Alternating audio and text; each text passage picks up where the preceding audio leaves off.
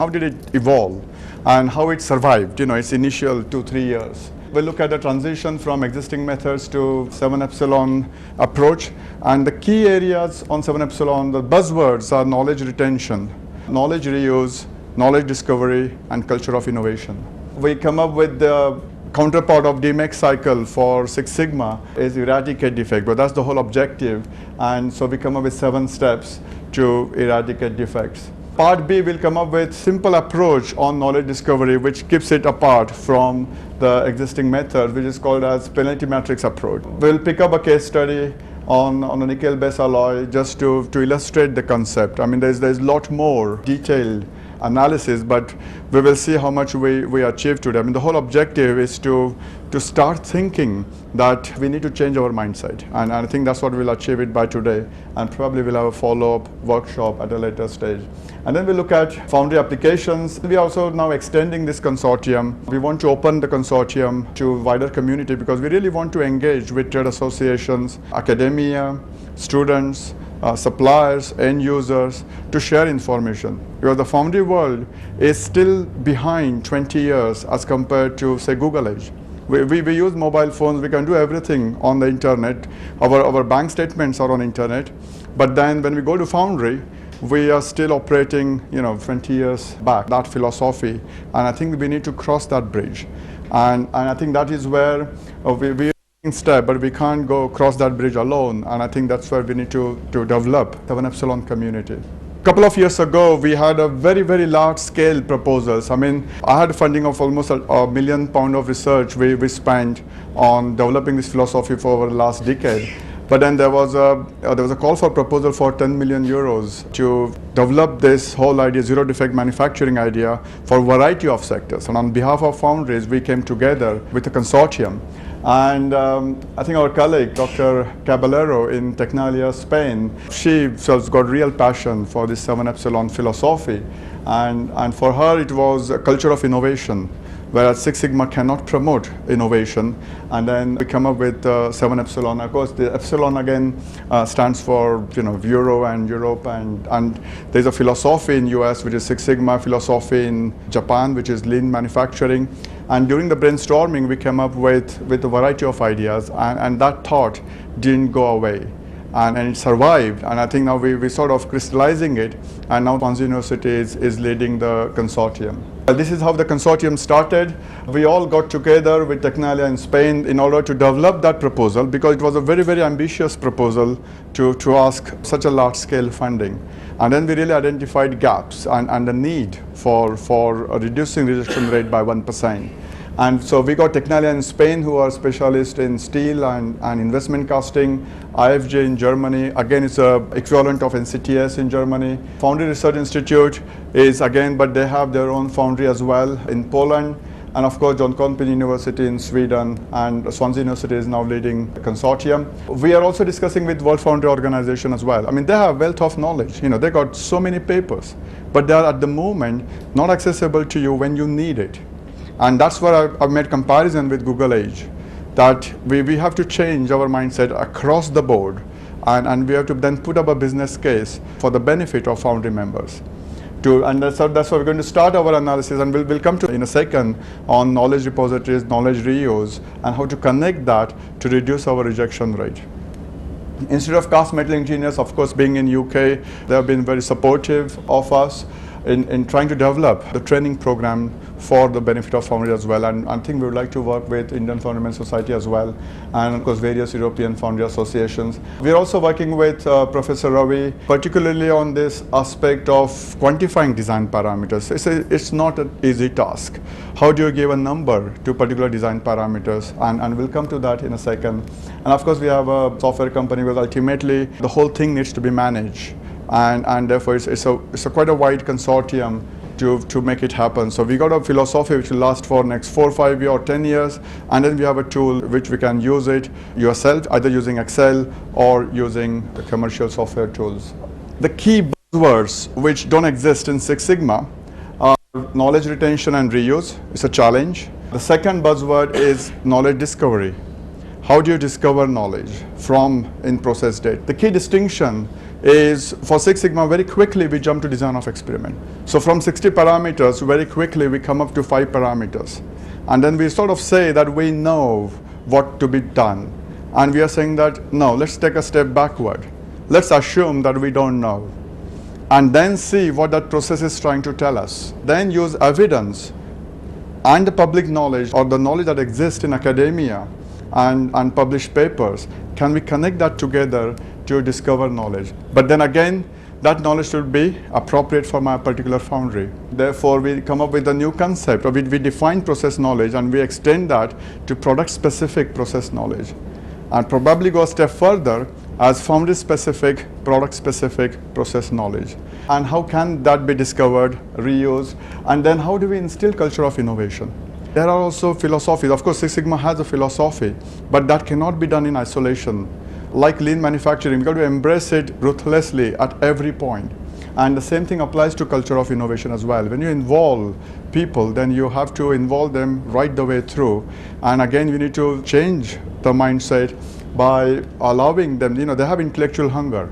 And we need to provide means to achieve that goal. Now we come back from the existing methods to the philosophy. And this is where I come up with product-specific process knowledge. That's the new concept. We have evolved with this definition, but it's just not defined formally. And the key thing is the process knowledge for a given product has to be actionable information, as was discussed before. It has to be actionable information. Now data is just your process data, the values. If you put that data into context, it becomes information. And this actionable information means it can be given as an instruction to an individual. That's actionable information. So your process knowledge has to be actionable information, otherwise it's not useful. So that's where we distinguish between theory and description to an actionable information, because that's what really matters in the day-to-day foundry life. It is in the form of measurable factors, because something that you cannot control can be controlled tomorrow, but then ultimately it needs to be a measurable factor. And the key challenge is, in my foundry, you got to find out what are the measurable factors which I can influence on. And then you come up with a list of those measurable factors. Now those measurable factors have their ranges. So you have a tolerance limit. And then you need to look at the target value, the mean value, and the tolerance limit. That is process knowledge. Then you come up with a large number of process parameters with their tolerance limit. Because the trains are not sufficient. If you just say that, okay, yeah, high carbon gives me this, that's not sufficient. You need to really know that, okay, what should be the mean and what should be my tolerance limit? And then how can I tweak my tolerance limit? So you go into the tolerance design for various factors, and then you come up with large factors. The problem becomes very difficult mathematically. But we have data on those into our day-to-day life. And the next part, which is similar to Six Sigma, that you have to define business goals. You need to know impact of the failure of those business goals or the deviation from the business goal. And they can be your process responses. Now that makes it very general. And that could be either defect rates or it could be porosity score. It's not always the rejection rate, but it could be your porosity score, the location of porosity, and that can create variation in your process behavior. Or you have to come up with a deviation from your business goal. And that requires domain knowledge. The problem definition is very similar to Six Sigma concept. And then of course you can maximize mechanical properties, and they have impact. And you have to know the business impact on that as well. So that's where we link with FMEA.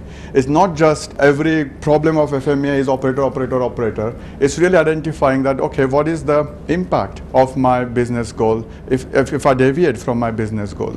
And if you link that, then the whole effort can be quantified, can be costed, which is Six Sigma has been very good in terms of identifying financial impact and developing the business case for it. Because that's the language, unfortunately, you'll have to speak with your management. Otherwise, you won't get permission to play with this data. So ultimately, you have to say that, okay, this is my total business case.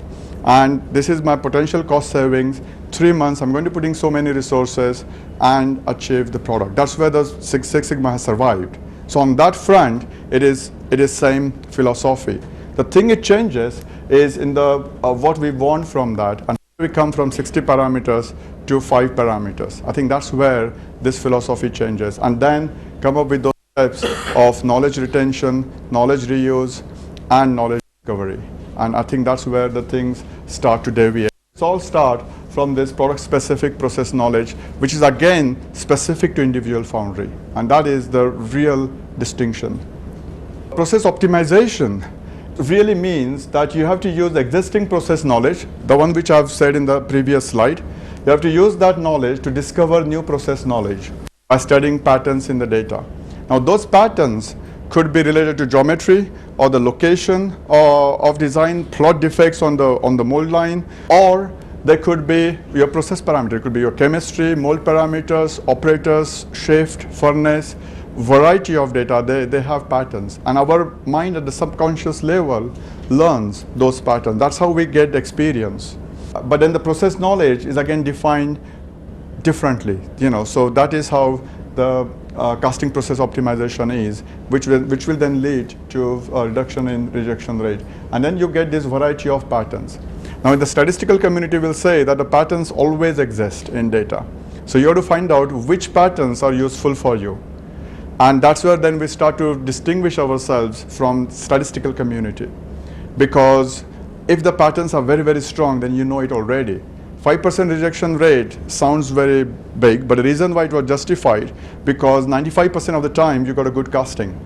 Now to change that process is a challenging task. To touch that process is a challenging task, because you don't want to go up from 5% to 8%.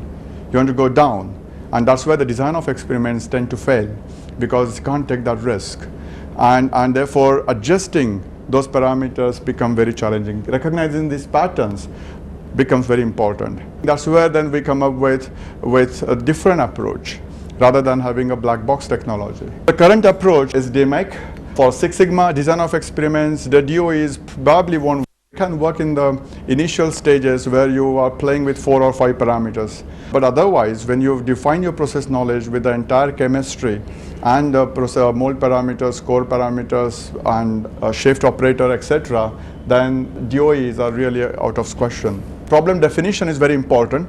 And the distinction is, when there's a fire, you start digging the well. You said you identified, hey, I got a problem, and now I'm going to start measuring. And we say that no, you can't start measuring 40 parameters when there is a problem. But there are certain parameters which you measure it anyway. So you define your problem and then first see what you got, and see whether there are any opportunities to tweak your process before you jump to DOE. That's the last resort, because it's very expensive. That is where we start to distinguish. The way to analyze is also different, because we are not looking at statistics to solve our problems. We don't want to play with numbers. We don't want to have PhD in statistics. What we want is the evidence that we can use, which is good enough, because we work with intuition, we work with gut feeling, we work with experience. So we want to see evidence very quickly and then make a decision, because it's not black and white. If it is black and white, you would have solved that way before. That's how you come back from 20% to 5%. But then to come down to 4%, the main thing is that you don't want to go to 6% when you make changes. And if the mindset is slightly different. And then of course the improve and control are the philosophy. Computer simulation is the must. It's assumed that your methoding is right. I mean, that is the starting point in order to go further. Heuristics, rules, guidelines is essential. I mean, I was discussing with Professor Campbell, and of course when we organized a seminar on zero defect manufacturing at Swansea University, he's got rules. There are other international experts, they have their experience on heuristics, and that needs to be implemented. If there is a problem in melting practice, that needs to be resolved. If there is bifilm, that has to be solved. If there is turbulence in the sprue, that has to be sorted out, because that will have influence on mechanical properties and defects. So what we are looking at is a stable process. This one is, we can keep it aside, because that is firefighting, which we do it afterwards. Then this part and the general rules is important. Foundry papers published is important. That's the only way academics talk with industry. Now, the papers that we publish in other journals probably will not reach you. So the only platform where we share each other are conferences by trade associations. Now, those are still peer reviewed, But then they disappear. After 2 years, that paper is gone, it's vanished. It's so difficult to access it. And it stays in our memory. Those who have privilege of traveling all around the world and trying to find out, yes, I think 5 years ago that paper was published in that conference. Now that is not acceptable really. What we are saying is that we got to put pressure on this and said, okay, after 2 years, 3 years, put a line, but let it circulate, because that creates impact and that will drive the quality upwards as well. It is the things are changing in the world as well, and even the Foundry community is not going towards that direction. The papers needs to create impact on the sector. The work needs to reach to an end user, and the end user for these conferences are Foundry users and suppliers and the users of casting. So they need to have that access when they need it. And that is where we are moving towards, and we need your support when we sort of become online, so that we can talk through your associations, and then it reaches to the apex body of World Foundry Organization. And of course, you have one-to-one discussion with consultant. That's essential, but it's what information you provide to consultant. It's not just your quality report, but it's the total information, total picture, because there's a lot of information which is missed out at the moment in the quality meeting. So I think the paperwork that goes to quality meeting, which will make it very efficient. So we need those ingredients, but we are sort of making it more efficient, giving more evidence before you choose your options. So it's all about what options do you have, and the experts will then come up with suggestions. The challenge, which I think this is what really came out from almost all of you, and it's common across the globe. 4 to 5%, 2 to 3% is a very challenging task. And the reason for that is you have to tweak your process not at one point. You have to make several changes to make that thing happen. And that is why it has not happened before, and that's why DOE fails. Because when you design your labels, it is very difficult. If suppose you come up with a number, say 100, and you design experiment on that 100 mean, your next level is not 110 or 95. You try to separate the upper level, middle level, and lower level significantly. And therefore, it is not within your tolerance limit. It is a step from 100. So it could be probably 100 or 150 and 75. Those are significant changes. Now, in the Foundry domain, when you have 5% rejection level, you're not starting from drawing board. So you just want to tweak the process. And that is where you can't do DOE. It's too risky, because the investment on doing a design of experiment is quite high. I like DOE. DOE has its benefit, but it's not for this domain as a starting point. Ultimately you have to do confirmation trial, and we'll come to that as well. Hesitation to make too many changes at the same time. Although we have significant amount of data. Now this is routinely monitored. Forget about 100 parameters, but we have chemical compositions. We have the properties of our final components. We have rejection data. We have mold data, molding line data, process. We have some changes done. We have got measuring data, and then we got operator and machine. So there's still a lot of data. It may not be connected well, and that is one of the problem or challenges that we have, that our process data is scattered. That is the state of the art. And that's why I'm saying that we are still not in Google age. Information is scattered everywhere. It was scattered 20 years ago. It is still scattered today. Although companies have made investment in these large software houses or massive databases, now they're just not sustainable. So we need to sort of come up with a reason to connect that data, or purpose to connect that data. Data storage is fragmented, it's not reusable. And again, the small step can make that data and connect that data. Because sometimes just the time and date is good enough to enhance your traceability. Too many data pockets on island. Data is not power. Knowledge is power. So we have to sort of extract that data and reuse that data, and therefore the knowledge must be available to process engineer at the point of need. That's why Google became very popular, because whenever we need information, we get that thing back. And I think that is what we need to start using it in Foundry. We need that information at the point of need rather than waiting for 3 days or 4 days, or sometimes it can take a week before you get the paper back from World Foundry Organization. I don't know how many of you even know how to access that paper from World Foundry Organization or these World Foundry conference papers. It is a very involved process, and I think we need to change that. And that we cannot change it alone. We need your help to achieve that point. The distinction, the first step that you do in 7 Epsilon is the linkage between product characteristics and process specification or process information. It looks very simple, but that is where we start from. Now the product characteristics can be the geometry information, but also it will link to the methoring design. And then how do you quantify those design? And I think that is a research challenge which we are working with IIT Poway as well. But it's not just quantifying your data, your product, but then link with process information. And that's where then you start linking with FMEA. I mean, I've seen the use of FMEA is not done properly because it is a requirement, but then it is just a paper exercise which stays on paper, and the cause is always very simple, lack of training. Now we got to go beyond that. Sometimes we have to take bold stage of even defining what the failure mode is and how we can integrate that into our analysis, and we'll see that if we get time in the afternoon. Now this is a challenging task which we want to engage into. It's a very bold step, but we have to do that, and we probably won't spend a lot of time, but I'll give you some little idea of what is ontology means. The ontology in the simple terms means is linking concepts. Now the vocabulary and keywords, we all use different keywords to describe the same defect or same properties.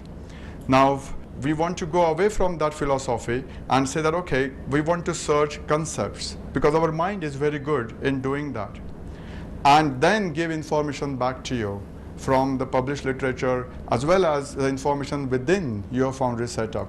Now that is a big exercise. We want to make a start somewhere, but we want to make a start as a community-driven task.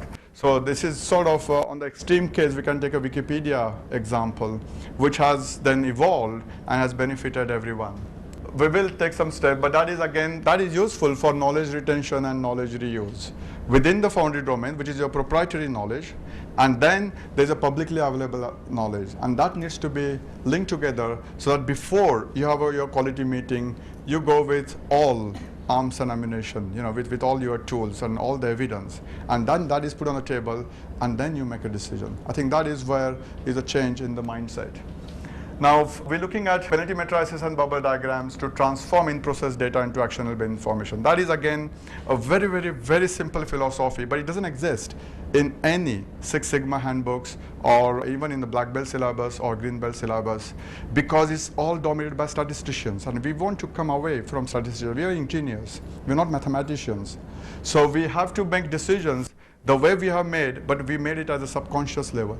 And we got to bring it forward and then take the decisions, because the statisticians are not going to run your process. Ultimately, it's engineers who make decisions, so we got to speak the language which engineers can understand. We got to gain new process knowledge, but again, I would say that initially the knowledge is a form of hypothesis, which is then proven in a confirmation trial. And then it becomes new knowledge, and then that knowledge needs to be recorded and reused for future use. You need to continuously develop your process knowledge with a library of case studies, and that will evolve or develop the confidential intellectual property for your Foundry, which can be used by your process engineer to train themselves. And that is how then you go towards culture of innovation. At the same time, you have a public repository which will again evolve. That is probably a way to retain expertise within the Foundry.